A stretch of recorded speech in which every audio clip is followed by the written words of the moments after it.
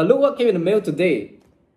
I applied for this last week and I finally got it. I've heard some bad things about the unboxing experience, but I'm just glad that there's something to unbox because the City Prestige card just came in a very standard, generic credit card envelope. And this one comes in a box.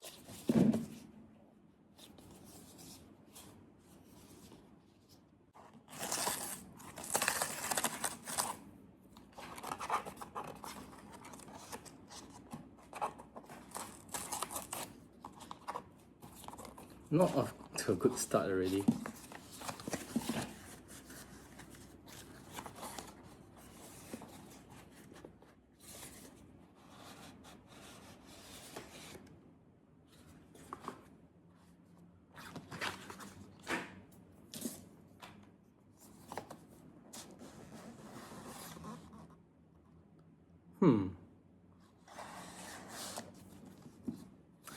It's this way.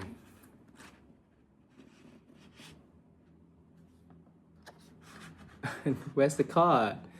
Ah, there it is. It fell off from where it's supposed to be.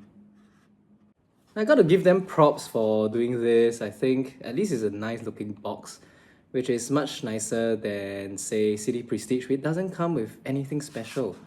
I'm a sucker for nice boxes like that, so yeah, I think thumbs up for DBS for actually trying at least.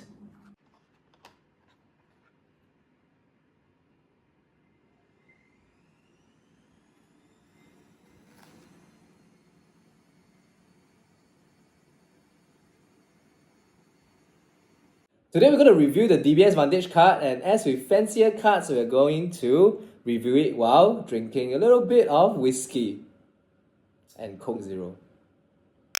The DBS Vantage card comes with a 120k annual income requirement, and like most other cards within this category, they are mostly targeted at travel, and they also come with an annual fee of about $500 to $600. So we have to see whether or not the benefits actually make the annual fee worth signing up the card for.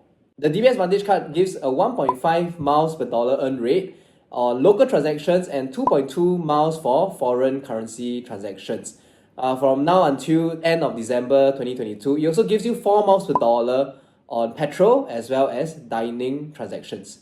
The 1.5 miles per dollar earn rate may be slightly higher than the usual 1.2 or 1.3 that we usually see, but as I mentioned before, do not use 1.2 or 1.3 miles per dollar cards. And at 1.5 is not much better. You should still stick to at least 4 miles per dollar cards. And until the end of the year, the card gives 4 miles per dollar on dining and petrol, so it's still decent to use for those category of spend, but for everything else, you should be looking at other cards to put your spend on, and it's very likely you can get 4 miles per dollar for just about anything that you spend on. Although positioned as a travel card, like most of the $120,000 annual income requirement cards, the DBS Vantage actually gives you the option of choosing cashback. And the rate is actually the same as the miles earn rate. So instead of 1.5 miles per dollar, you can actually choose 1.5% cashback.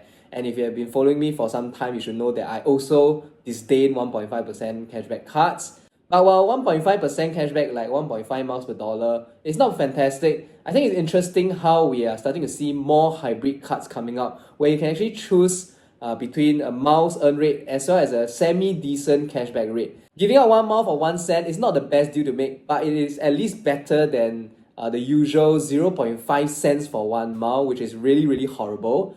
I think if banks can start to push up the conversion rate to about 1 mile for 1.2 cents, I think we can start to talk about a hybrid card that truly gives you either a decent miles earn rate and a good cashback earn rate. So something like 4 miles per dollar or 5% cashback, I think that's the sweet spot for it to be a truly hybrid card where you can safely choose either without feeling too bad about it. Now the card comes with a $588.50 annual fee, and what do you get in return is 25,000 miles. Now this is actually quite a lousy deal because $588 divided by 25,000 miles means that you're paying more than 2 cents per mile, and that is a horrible rate to buy miles. Even normal cards like DBS Altitude or OCBC 90N, they sell the miles at $10,492, which is less than 2 cents per mile. So we are not getting this card just for the miles because there are also other privileges that come with the card.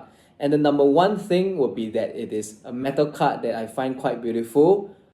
Okay, the number one thing will actually be the Ecker Plus membership that comes for free, and it comes with a complimentary one-night hotel stay, which you can use for even places like Sofitel, but don't think of going for Raffles Hotel because that is excluded. I'm quite out of touch with the hotel game, so I'm not quite sure, but I think a room at Sofitel costs at least $400 per night. So if you take it at $200 or even $300 and you deduct it from the annual fee of 588.5, your cost per mile now goes way down. But of course, that is assuming that you want the hotel night stay in the first place. Otherwise, you're just being upsold to stay in a hotel that you would normally not pay for. But I guess it's fine, we need a staycation every now and then. And instead of valuing it at $400, we have already valued it at $200 plus, which I think is a very good rate for a room like that.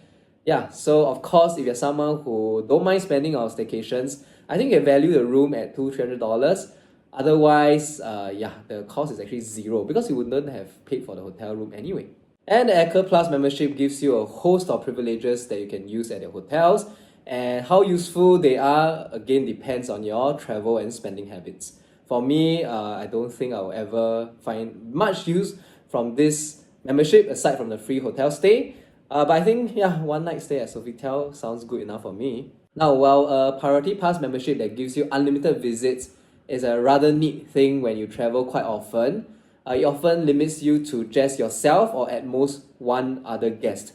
But with 10 free visits, you can actually bring in a bunch of friends or your entire family at once for free, which unlimited passes actually can't do. So while unlimited passes are very useful if you travel more than 2 or 3 times a year, a membership that gives you 10 free visits allows you to bring in your entire family or more than a few friends at once. So I think that is one unique advantage of this card that other unlimited pass cards actually do not offer. Like many higher end cards, the DBS Vantage also tries to give some dining perks, but from what I can tell, the perks are not that exciting and you can easily get other kind of discounts at other restaurants outside of this card.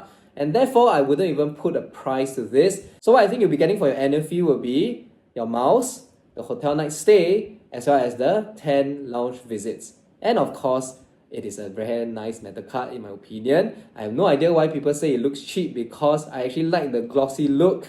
Also, I think it feels heftier and more premium looking than the City Prestige. And I like that DBS actually packed it in a box, which is feels much nicer than the envelope that City Prestige shipped in.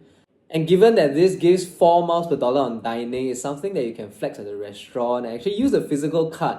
There are so many cards nowadays that have nice designs, but you usually only get a high earn rate if you use it with things like Apple Pay. So you don't actually get to use the physical card that much. But you can actually flex this metal card in restaurants. And by you, I mean myself because I'm vain like that. Now, of course, depending on when you watch this video, there may be a different promo. Right now, there's actually a bonus miles sign-up promo, and you can actually get more miles than the usual 25,000 miles.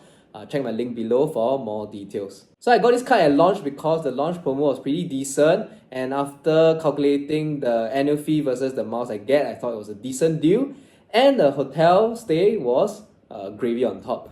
Right, so I think for you have to calculate or not whether the current promo makes sense for you and how much value you put to that free night stay at the hotel.